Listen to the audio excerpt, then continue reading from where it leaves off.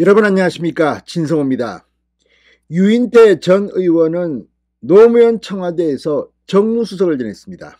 당시 별명이 엽기수석이었습니다. 이 노무현 정부와 코드가 다른 말도 서슴지 않고 했습니다. 그때 민정수석이 문재인이었습니다. 당시 정치인인 유인태 수석은 사실 존재감이 훨씬 더 컸습니다. 문재인 민정수석은 사실 그렇게 큰 역할을 하지 못했습니다. 그런데 지금 문재인은 대통령을 지낸 전직 대통령이 됐고 유인태 전 수석은 전 의원입니다. 자, 그런데 유인태 전 수석 지금 민주당에 대한 쓴소리를 마다하지 않고 있습니다. 워낙 이 상상력이 많고 아이디어가 많아 꾀돌이 이런 이야기도 과거에 들었습니다만 지금은 나이도 많고 이제 겁나는 것도 없습니다. 막 합니다. 그런데 유인태 전 국회 사무총장이 방금 전 CBS 라디오 김현정의 뉴스쇼에 나와서 이재명에게 굉장히 놀라운 발언을 했습니다. 이재명도 열받겠지만 거기에 비교된 사람도 열받을 겁니다. 바로 이재명의 행태가 꼭 황교안 전 대표를 닮았다고 말했습니다. 여기서 이 포인트는 아마도 이재명의 열혈 지지자들, 개딸들이 지금 설치고 있고 팬덤 정치 때문에 민주당이 힘들다. 반면에 황교안 전 대표는 당시 아스팔트 우파 이런 역할을 했습니다. 비교가 맞는지 아닌지는 시청자 여러분이 판단할 일이지만 여기서 중요한 포인트는 결과입니다. 황교안 대표 체제에서 치러진 총선에서 당시 자유한국당, 그때는 미래통합당이라고 이름을 바꿨습니다만 참패를 했습니다.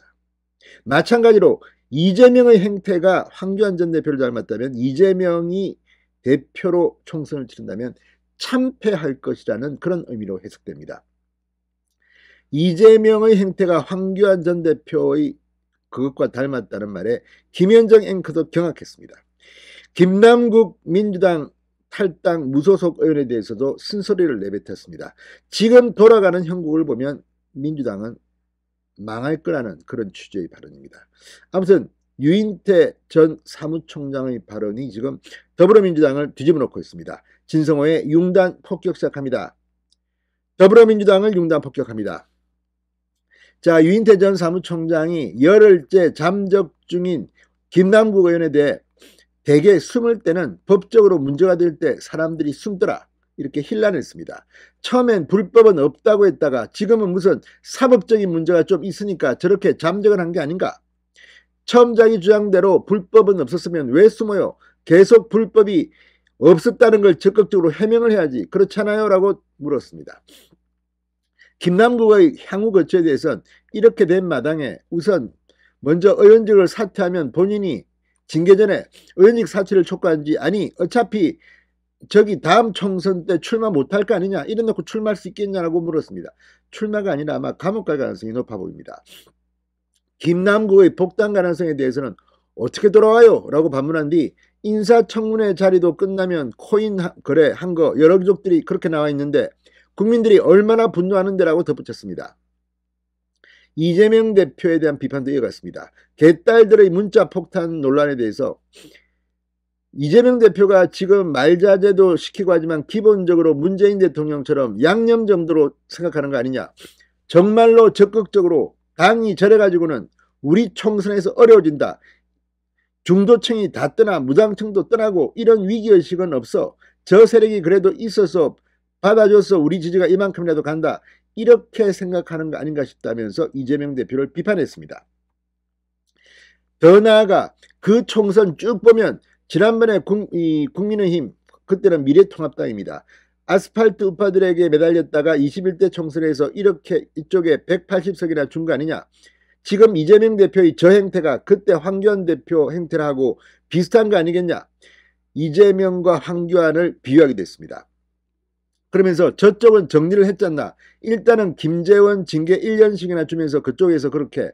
그런데 여기는 지금 별로 그렇게 말로만 그냥 그러지마 하는데 그냥 그렇게 좀 같이 가는 걸 즐기는 것 같은 느낌을 준다 현재라고 이재명을 질타했습니다.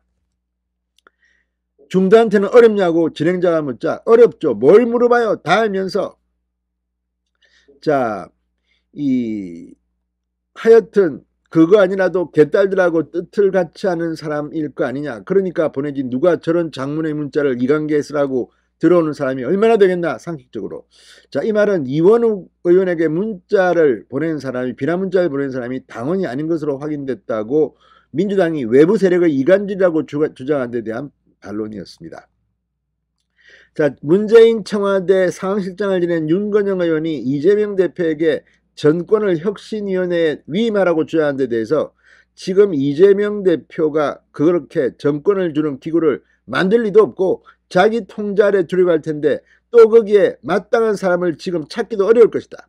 혁신기구를 지금 할 사람도 없겠지만 그것도 혁신기구 만들면서 분란만 더 커질 수가 있다고 본다. 이렇게 말했습니다. 그러자 김현정 앵커가 혹시 유인태 총장님한테 제안이 온다면? 이라고 묻자 유인태는 한마디로 박살냈습니다. 제가 미쳤어요. 이게 지금 민주당의 현실입니다. 진성호의 융단 폭격이었습니다. 여러분 감사합니다.